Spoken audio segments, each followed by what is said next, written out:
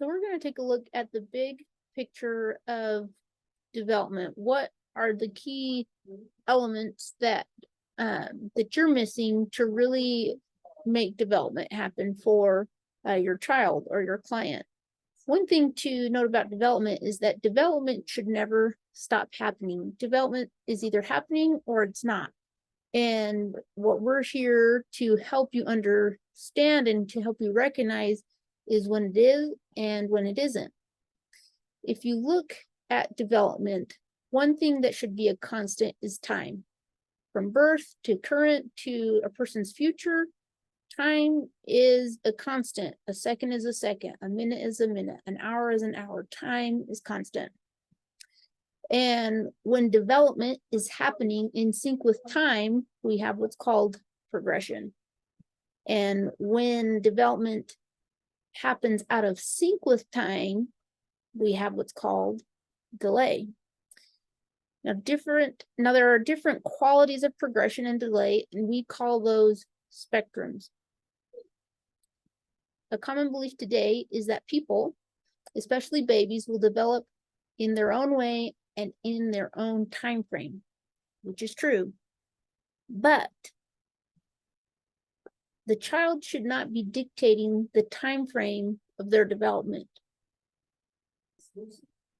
When the child is dictating development, they are on a spectrum path of developmental delay.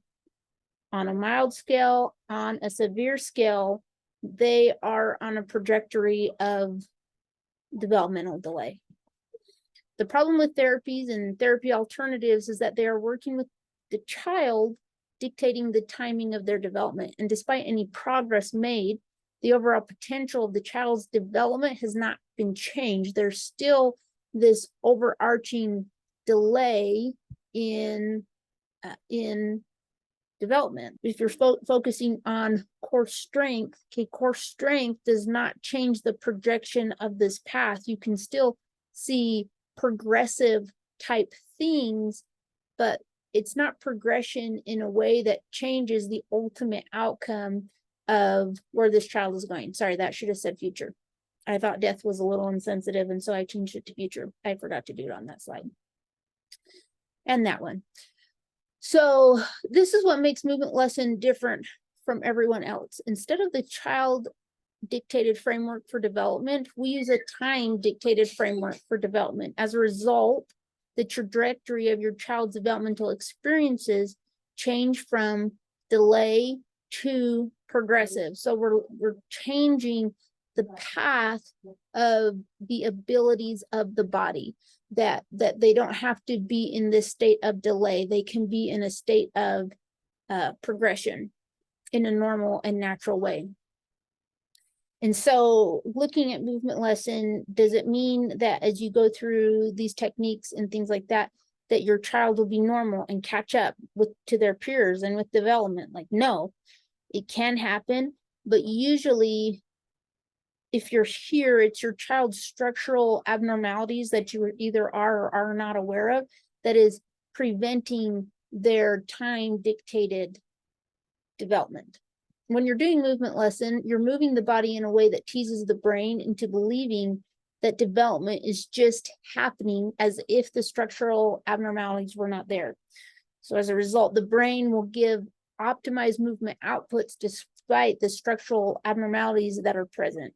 And at that point, your child will now play a part in dictating what can or cannot be done physically, but it doesn't mean that things are not happening because they went without those developmental experiences. They can still have progressive experiences because they had an input of progressive experiences within the realm of what their bodies are capable of. And so with this, because of those developmental experiences, that the time dictated developmental experiences that we're giving your child with these techniques, overall it's movement is to become easier, more balanced, more energizing, and more fun for your child where possible, more functional. And it's not just in the realm of movement, it's emotional, social, and all aspects of development, cognitive, visual.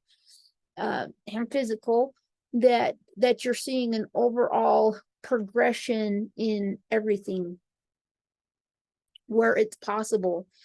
And this really is about unlocking the possibilities that just go hidden in our children. And so now, just finishing up with these 3 points, you need to know what your child did, where they're at, and where they're going with their developmental movement. So in the next video, Michelle is going to give a explanation of a time dictated development. And what you're going to do is write down on a piece of paper the age of where your child is currently at with their time dictated development. And then after that, you are going to go through the mini course, the newborn movement assessment, and do your best to assess your child and their NMA score. And you're just going to use that to gauge the spectrum of where your child is at in their delay or progression process. And then lastly, you're already going through the boot camp that came with your Worried Parent Kit. You're going to start, you're already starting this time dictated developmental experiences with the exercises that are in there. While going through that boot camp, it would be recommended that you post a video of your child on Facebook, get a free movement review. You can do it anonymously.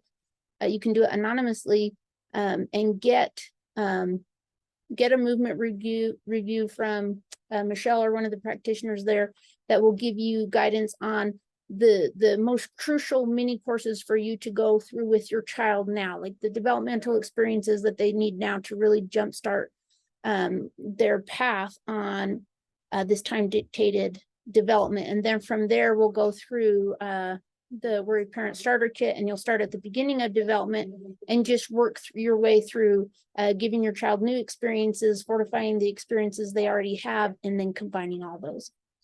Thanks.